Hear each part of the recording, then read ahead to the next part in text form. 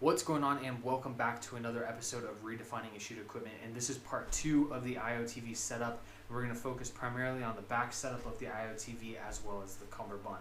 Now, the way I have this set up, it is pretty simple and straightforward. You have a hydration carrier with mag pouches and these 2 general purpose pouches, and then also the Seaburn gas mask pouch.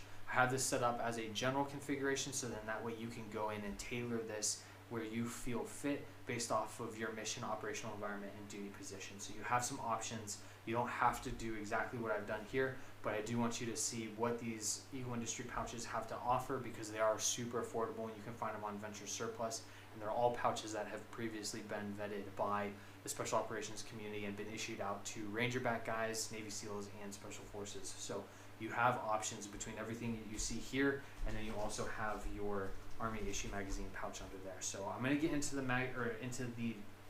panel second. I'm going to focus on the Cummerbund first because it's the shorter part of the video, and then we'll talk all about the back section and how to set all that up. So when it comes to the Cummerbund, what you're usually going to find, especially if you're new to the Army, is your unit is going to dictate where your med kit's going to go. Usually it's on the left hand side behind the arm.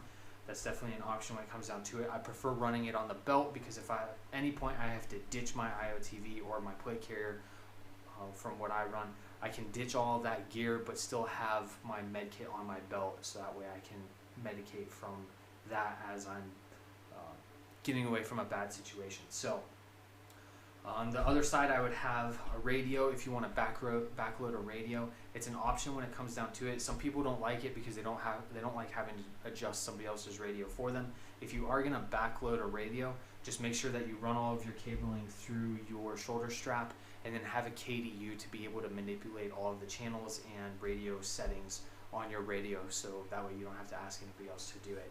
When it comes to the front of the Cummerbund, I like keeping this as minimal as possible and only have mission essential equipment. For the guys that like to run radios up front, I put this radio up front. Just take into consideration if you're right or left-handed dominant, and set that up on the opposite side, so that way it's not getting in the way from you being able to shoulder your rifle and accurately take shots downrange when in a firefight. So just take that into consideration, because you don't want those antennas poking you in the face and all of that. For the guys that do like to run the radios up front, you can also get antenna relocators,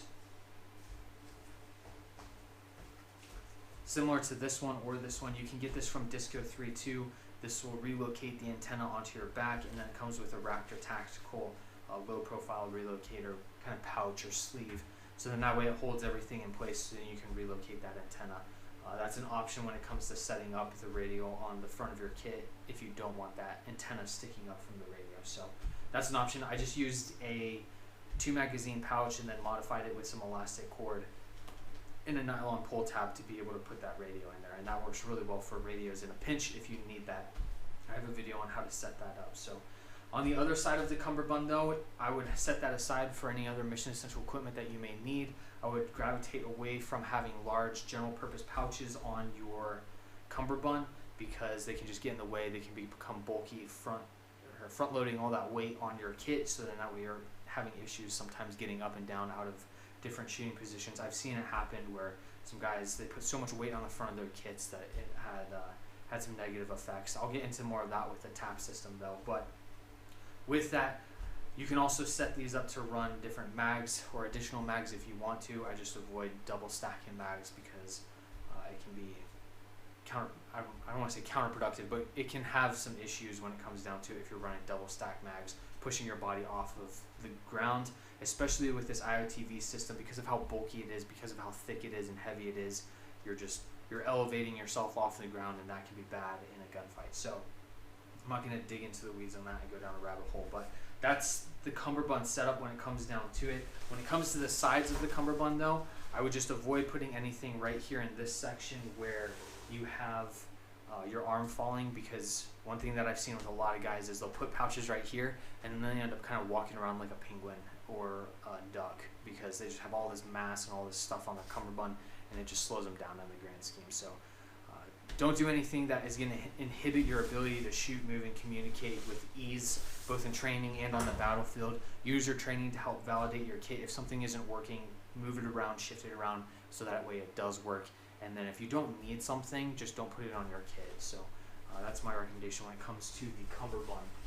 Now when it comes to this back section, if you want to run something like this panel that I have put together, it's a 100-ounce hydration pouch from Eagle Industries, and it works really well as kind of an improvised zip-on panel, or an improvised version of what would be a zip-on panel.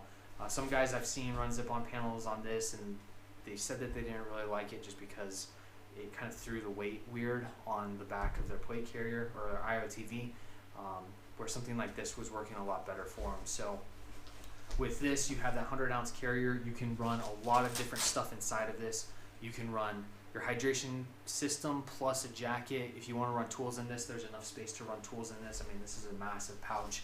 You can also run tools behind this. So when you have this molly into your IOTV, there's actually a channel that you can drop tools in if you want to do that as well. Just make sure you tie them off with like 550 cords so that we don't fall all the way through. So you have some options when it comes to that and the setup of this system.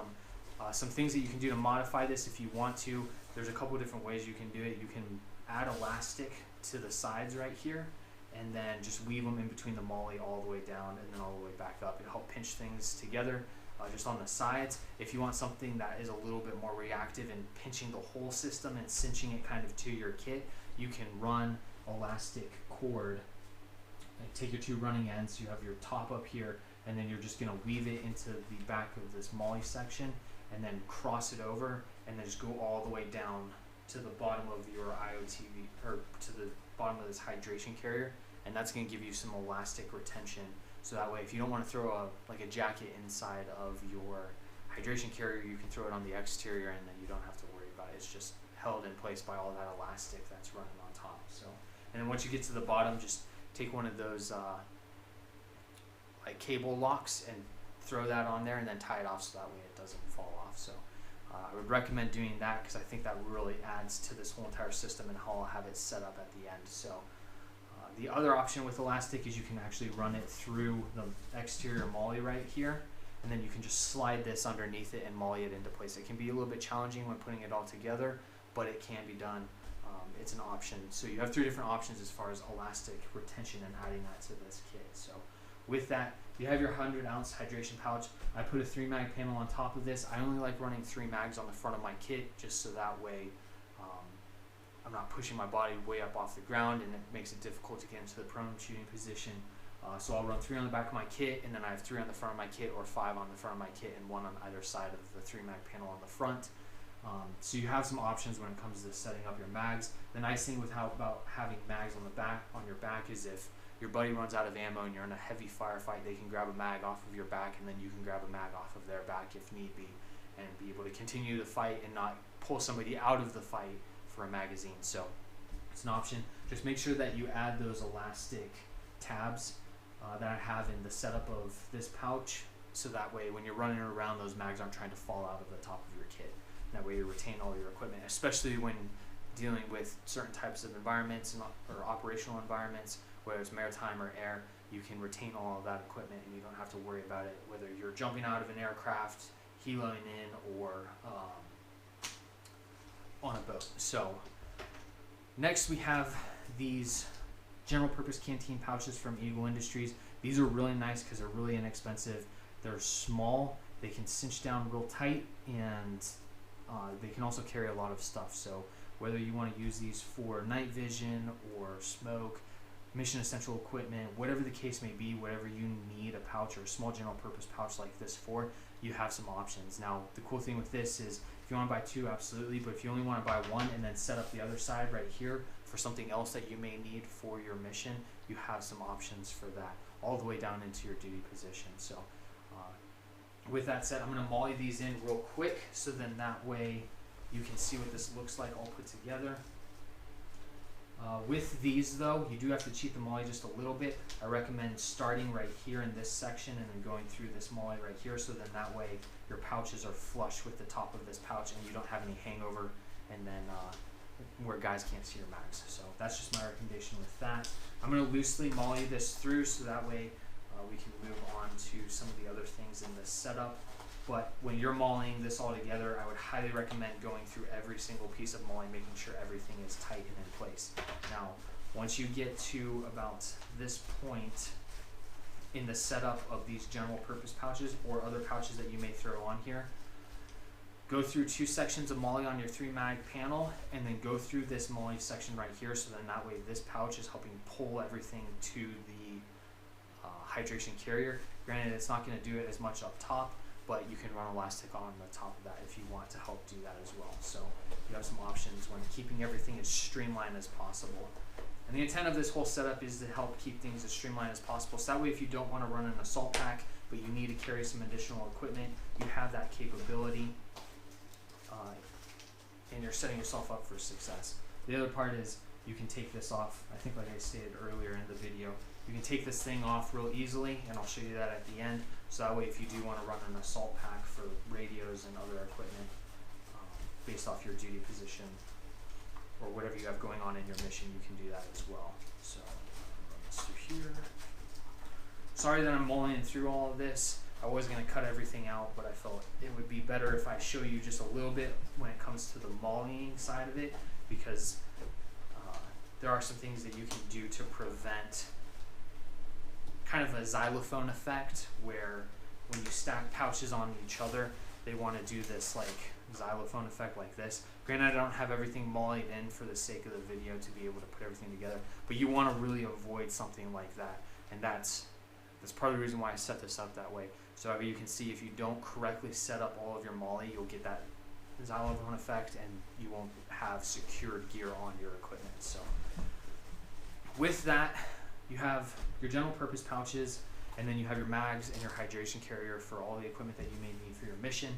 And then you have some options for this bottom section. Whether you're a machine gunner, an assistant machine gunner, an RTO, or you're in a leadership position, whatever the case may be, you have some options as far as to what pouches you can put down here. Now, if you're just a rifleman, or you don't really have any specific role where you have special equipment, I would run the Eagle Industry Seaburn gas mask pouch, because with this you can run your gas mask, you can run your filters up in here if you want to carry extra filters, and then because everybody in the military is doing NBC training nowadays, you have this gas mask pouch already integrated into your kit. And the cool thing with this is, because of how large it is, but because of how flat it sits, you can use this as a general purpose pouch and throw all sorts of other equipment in here. So if you're not doing any Seaburn training, let's say you're in AG, you can throw a little bit of ammo in here. If you're the machine gunner, the same. If you're just a rifleman, you can throw a jacket or maybe some other additional equipment that you have for your mission inside of this pouch, and be able to run that on your kit. So then you're setting this whole entire panel up to address multiple mission sets and operational environments, as well as duty positions. So you really have a lot of options on how you can set up and configure this thing.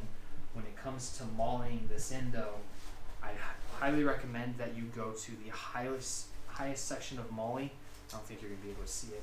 Go to the highest section of MOLLE just underneath these general purpose pouches, so that way everything is nice and tight. These pouches will help push this pouch down, making everything secure up top, preventing that kind of xylophone effect, and then you just MOLLE through every single section for this pouch. So, like I said before though, I'm going to, for the sake of time, just run through this real quick so that way you can see what it looks like all put together. Once you get to this point, this is important, so that way things just fit properly and correctly. Take those general purpose pouches, pull them out and up and over this, so then that way you have a nice tight fit like that, and keeps everything organized and in a neat fashion. So, and then from here, go through all of these MOLLE sections, MOLLE everything in place. For the sake of time, I'm just going to cheat this real quick, so then that way we can move on to the next piece.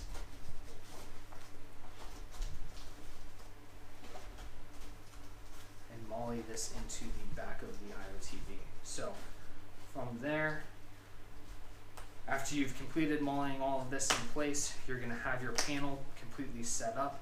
So that way, if the mission dictates that you don't need an assault pack, you can run this. If you do need an assault pack, you can easily unMOLLE this entire system from this, and then it keeps the entire back of your IOTV nice and clean and bare, I guess you could call it. So that way, if you want to run an assault pack, you can. Or if you're an RTO and you can't run something like this because you have a specific pouch or pack for your radio, you can do that as well. But when it comes to setting this up actually on the IOTV, I would highly recommend looping these through the top highest section of MOLLE as possible, and then through the second portion of MOLLE all the way down. Now you'll have to cheat some of the MOLLE just a little bit, and you can cheat this all the way down. Just be careful about how much you're cheating, so that way this doesn't want to like xylophone on you. You can cheat it where it's still secure, but you do have to be cognizant of that. So once you get to this point, you've cheated the little bit of MOLLE right here. We're just going to MOLLE it straight through that top section of MOLLE right beneath where your plate pocket is. And then it'll look something like that. And then from here, you can skip a little bit. And then MOLLE it in right here, help keeping everything nice and flat on your back. Because if you try and go through every single bit of MOLLE, what you'll find is right here in this section, it's going to want to bunch up and squeeze. So I would just watch out for that, because it can become a little bit uncomfortable. And then from there, once you get towards the bottom of this, go through every single piece of MOLLE, so that way this is a secure fit and it doesn't want to move on you a whole lot, and then you're just going all the way down. So.